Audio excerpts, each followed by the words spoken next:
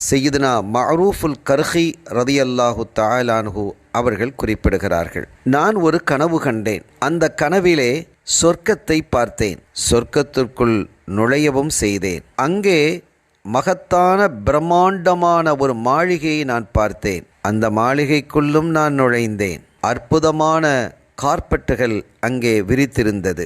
அழகிய திரைகளெல்லாம் தொங்கவிடப்பட்டிருந்தது. பணியாளர்களாக சொர்க்க சிறுவர்கள் ஆங்காங்கே நின்று கொண்டிருந்தார்கள். அதனுடைய அழகோ அழகுதான், அதனுடைய சௌந்தரியமோ சௌந்தரியம்தான்.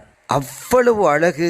இப்படிப்பட்ட ஒரு அற்புதமான மாளிகையை பார்த்த நான், இது யாருக்கு உரியது என்றும் கேட்டேன். எனக்கு அப்போதே பதில் சொல்லப்பட்டது, ஃபகீல் அலி அபி யூசுஃப், இது அபு யூசுஃப் அவர்களுக்கு உரியது. யார் இந்த அபு யூசுஃப்?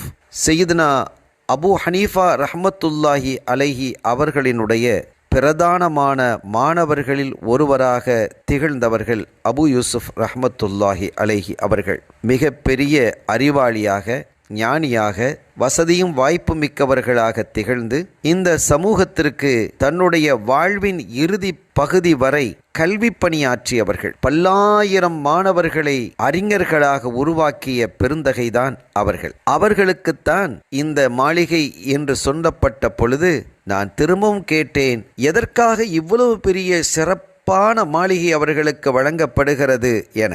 அப்போது எனக்கு பதில் சொல்லப்பட்டது, பிதஅலீமிஹின் நாஸல் இல்ம வஸப்ரிஹி அலா அதாஹும், மக்களுக்கு அவர்கள் தொடர்ந்து ஞானத்தை கற்றுக் கொடுத்ததின் காரணத்தினாலும், மக்கள் அவர்களுக்கு நோவினை செய்த போது அதை பொறுமை ஏற்றதின் காரணத்தினாலும் என்று பதில் சொல்லப்பட்டது. இந்த மாளிகை கிடைப்பதற்கு 2 செய்திகள், 2 காரணங்கள். ஒன்று கற்றுக் கொடுத்தல், இன்னொன்று மக்கள் தரக்கூடிய சங்கடங்களை பொறுத்து கொள்ளுதல். ஆக ஆசிரிய பணியிலே இருக்கும் பொழுது சில சங்கடங்கள் அந்த மாணவர்களினுடைய பெற்றோரின் மூலமாகவோ, சில பொழுது அந்த மாணவர்களின் மூலமாகவோ கூட வரலாம், அல்லது அவர்களுடைய நண்பர்கள் மூலமாக, அல்லது அவர்களுடைய குடும்பத்தாரின் மூலமாக வரலாம். அப்படி வரும் பொழுதெல்லாம் ஆசிரியர்கள் பொறுமை மேற்கொள்ள வேண்டும். அவர்களுக்கான சுவன மாளிகை காத்திருக்கிறது என்ற சுப செய்திதான் இந்த தகவலிலிருந்து நாம் விளங்கிக் கொள்கிறோம். அல்லாஹ்